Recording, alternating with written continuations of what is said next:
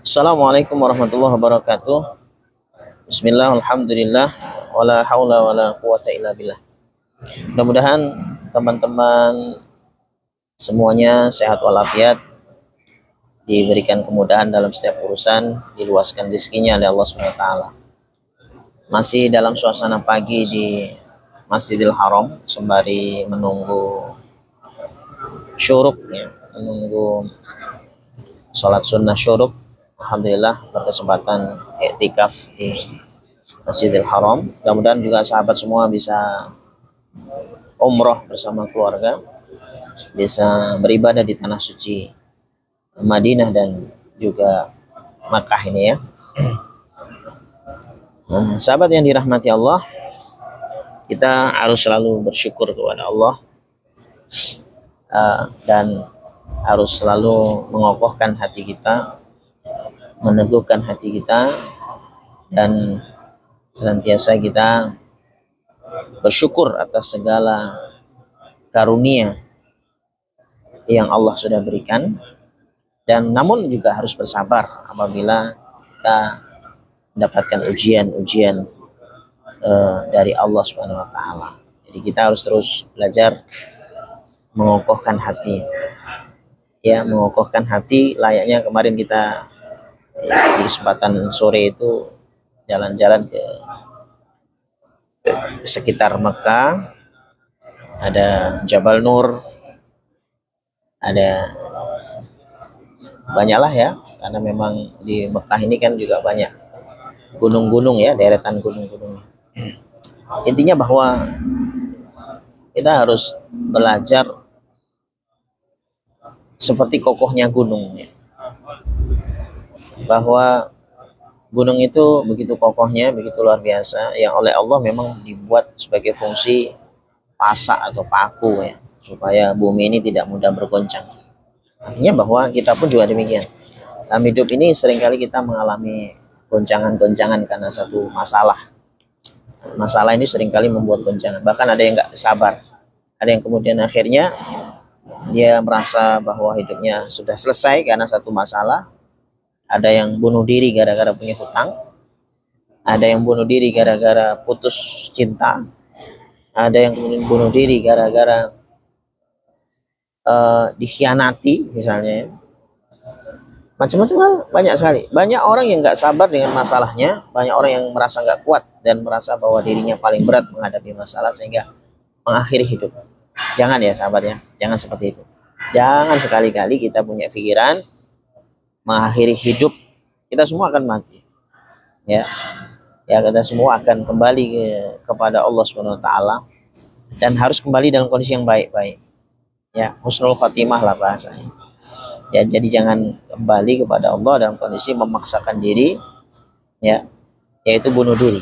Meskipun orang yang bunuh diri itu sebenarnya dalam konteks mencoba bunuh diri, belum tentu mati juga. Karena saya pernah mendapatkan satu cerita, ya, ada orang yang 7 kali mencoba bunuh diri dan ternyata tidak mati. Dan akhirnya dia taubat kepada Allah, menyesal, seringkali menangis, taubat benar, ya. Jadi bahkan dia berandai-andai, seandainya waktu itu saya udah mati, mungkin saya udah habis lah saya di alam kubur. Dan memang begitu kan riwayatnya. Jadi seseorang yang kemudian mati dalam kondisi bunuh diri, berhasil mati, dan memang sudah jadwalnya mati, dan berhasil dalam percobaan bunuh dirinya itu misalnya, maka dia akan disiksa kubur dalam kondisi kematian dia bunuh diri itu. Kalau dia mati menusuk dirinya, ya otomatis dia akan menusuk terus dirinya setiap hari di alam kubur itu. Kalau dia menegak racun, dia akan menegak racun. Kalau dia pun menjatuhkan dari ketinggian, dia akan menjatuhkan dari ketinggian. Begitu siksa kuburnya. Nah, oleh karenanya sekarang kita harus belajar untuk mengokohkan hati, mengokohkan perasaan. Jangan mudah terbawa kepada suatu perasaan yang sebenarnya itu tidak manfaat. Ya baper lah, baper. Kalau bapernya positif nggak apa-apa, bawa perasaan yang positif. Kalau bapernya negatif, buat apa? Rugi gitu. Nah, maka kembali ke kata gunung tadi, ya. Nah, ya, jadi gunung. Jadi gunung, ya, saya suka menyingkat, membuat susunan dari kata gunung itu, dari huruf-huruf.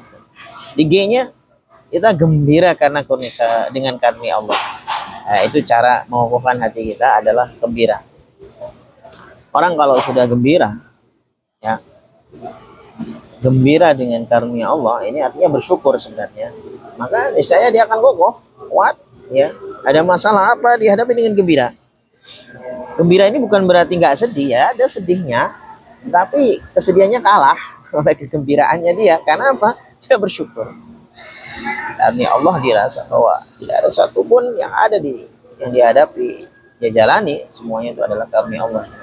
Masalah itu ibaratnya iklannya lah, selingannya lah. Ya sudah, iklan itu akan lewat, selingan hidup itu akan jalan, ya akan terlewati, tapi tetap harus dihadapi, ya jadi harus gembira dengan kamu. Kemudian U-nya adalah usaha yang baik mencari ridha Allah SWT, ya ikhtiar.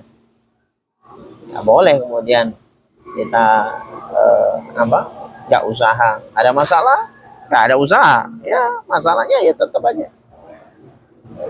Misalnya sakit nggak ada usaha untuk minum obat, minum herbal, untuk minum madu, untuk juga memadukan dengan doa kepada Allah, ruqyah dan sebagainya. Ada usaha ke situ, ya nggak aman akan sembuh, ya. Jadi harus ada ikhtiar, usaha yang baik dalam rangka untuk mencari ridha Allah SWT. Nah, kemudian gunung. N-nya adalah niat terus ditata. Nah, dan niat ini kan kadang mudah terombang-ambing. Niat harus terus ditata agar selalu dalam konteks karena dan untuk Allah. Nah, ini niat. Karena niat itu kan ibarat mudah sekali berubah, ya. Ya, jadi itu mudah berbelok. Oleh karenanya niat harus tata terus semata karena Allah. Jadi niat urusan dunia tetapi bisa bernilai akhirat. Kan enak tak? Niatnya urusan dunia, aktivitasnya urusan dunia, tetapi niatnya kita giring biar gak hanya niat dunia saja, tapi niatnya akhirat. Nah ini. Jadi seperti itu.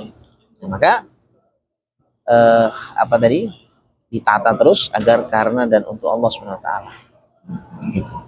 Gunung, U-nya N-nya sudah, U-nya ukir karya kebaikan, kemanfaatan, kesolehan, keberkahan, pokoknya ukir.